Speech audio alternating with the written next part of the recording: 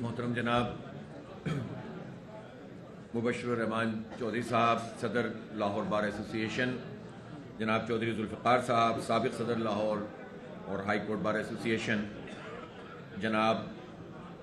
ضیاء الدین انصاری صاحب امیر جماعت اسلامی لاہور، جناب شیخ عثمان فاروق صاحب deputy general secretary Jamaat Islami Pakistan, محترم نعمان عتیق صاحب صدر ILM پنجاب، جناب کلیم جاوید صاحب صدر ILM لاہور، میرے بہت ہی قابل احترام وکلاء حضرات، میری بہنوں، بھائیوں، دوستوں، سب سے پہلے میں شکر گزار ہوں کہ آپ نے لاہور بار میں آنے اور گفتگو کرنے، تبادلہ خیال کرنے کا موقع فراہم کیا ہے، اور یہ بہت اہم بار ہے، اور اس نے ہمیشہ آئین کی بالادستی کے لیے اور عدل و انصاف کو قائم رکھنے کے لیے کردار ادا کیا ہے، اور جب بھی عدل پر، آئین پر شبخون مارنے کی کوششیں ہوئی ہیں تو آپ نے زبردست طریقے سے اس کی مزاحمت کی ہے۔ آپ کے اس تاریخی کردار پر میں آپ کو خراج تحسین پیش کرتا ہوں۔ اس وقت پاکستان میں جو آئینی بحران فارم 47 پر قائم ہونے والی حکومت پیدا کر رہی ہے اور پے در پے ترامیم لا کے آئین کا حلیہ بگاڑنے کی کوشش کر رہی ہے، لاہور بار کے اس تاریخی مقام پر میں یہ ضرور کہنا چاہتا ہوں کہ جد و جہد اور قربانیوں کے نتیجے میں، ایثار کے نتیجے میں ہم پاکستان کے اصل آئین کو بحال کرنے کی تحریک نہ صرف یہ کہ تیز تر کریں گے، بلکہ یہ وکلاء اس کا حلیہ بگاڑنے والوں کی تمام تر کوششوں کو ناکام کریں گے، اور ان ساری ترامیم کا خاتمہ کیا جائے گا جو عدلیہ پر شبخون مارنے کے مترادف ہے۔ اس وقت جو 27ویں ترمیم لائی گئی ہے، اس سے پہلے ایک 26ویں ترمیم آئی تھی، اور آپ کو یاد ہوگا کہ جب 26ویں ترمیم آئی تھی تو اس وقت حکومت نے اپوزیشن پارٹیوں سے رابطے شروع کیے تھے، اور اپوزیشن پارٹیاں بھی حکومت کے اس جال میں آ گئی تھیں، اور آپ کو یاد ہوگا کہ اس وقت روزانہ کی بنیاد پر کبھی PTI مولانا کے پاس، کبھی مولانا نون کے پاس، کبھی نون PP کے پاس، اور PP پھر ادھر سے ادھر یہ آنیاں جانیاں شروع ہو گئی تھیں۔ جماعت اسلامی کا جب موقف پوچھا گیا تھا تو ہم جانتے ہیں کہ یہ سب کیا چکر ہوتا ہے۔ ہم نے اپوزیشن سے یہ کہا کہ آپ کو اس میں انگیج نہیں ہونا چاہیے، اس لیے کہ اگر ایک دو شقیں ذرا سافٹ قسم کی ڈال دیں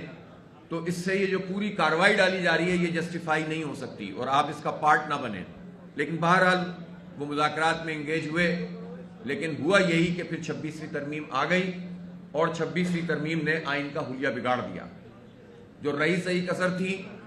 وہ 27ویں ترمیم میں پوری کر دی گئی، اور اب تو حد ہو گئی ہے کہ پاکستان میں اس ترمیم کے بعد اب کوئی قاضی القضاء یعنی سپریم کورٹ آف پاکستان کا چیف جسٹس نہیں ہوگا،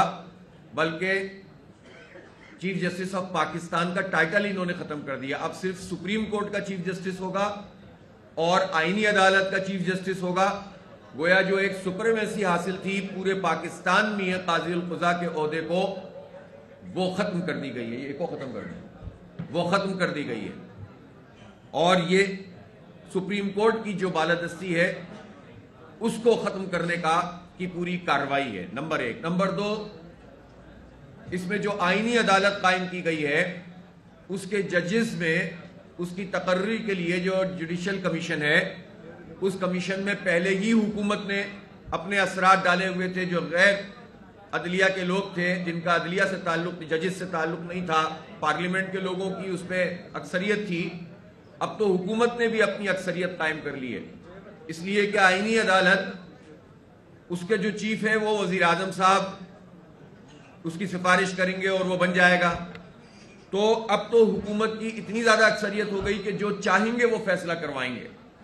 اور جس طرح سے چاہیں گے عدالتی نظام کا حلیہ بگاڑیں گے۔ ابھی بھی 26ویں ترمیم کے بعد جتنے فیصلے ہوئے ہیں جو آئینی عدالتوں میں، آپ وہ دیکھ سکتے ہیں کہ اس میں ایک بھی غالباً حکومت کے خلاف نہیں ہوا ہے۔ اس سے پتہ چلتا ہے کہ اب تو یہ بالکل ہی عدلیہ پہ قبضہ کر لیں گے۔ پھر جو کنسنٹ والی بات تھی ٹرانسفر میں کہ آپ ججز کے کنسنٹ سے، ان کی مرضی سے، ان کی رضامندی سے ٹرانسفر کر سکتے ہیں آپ ایک جگہ سے دوسری جگہ، وہ کنسنٹ بھی ختم کیا جا رہا ہے، کر دیا گیا ہے، اور اب جس کو چاہیں گے شفٹ کر دیں گے، اور اگر کوئی اعتراض کرے گا تو باقاعدہ ایک طرح سے، نام تو نہیں ہے لیکن ٹرائل سے گزرنا پڑے گا۔ تو یہ جو عدلیہ پر قبضہ کر کے نظام چلانے کی بات ہو رہی ہے، تو حکومت کو یہ بات سمجھنی چاہیے کہ جب آپ سارے راستے عدل کے اور انصاف کے بند کر دیں گے تو پھر عدالتیں سڑکوں پہ لگیں گی، وہ عوام کی عدالتیں ہوں گی، اور اگر عوام کی عدالتیں بکھر گئیں تو پھر آپ کہاں جائیں گے؟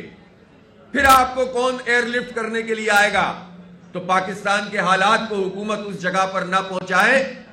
کہ جہاں آپ کو ایئر لفٹ کرنے کے لیے شیخ حسینہ واجد کی طرح کوئی آپ کو ہیلی کاپٹر بھی نہ مل سکے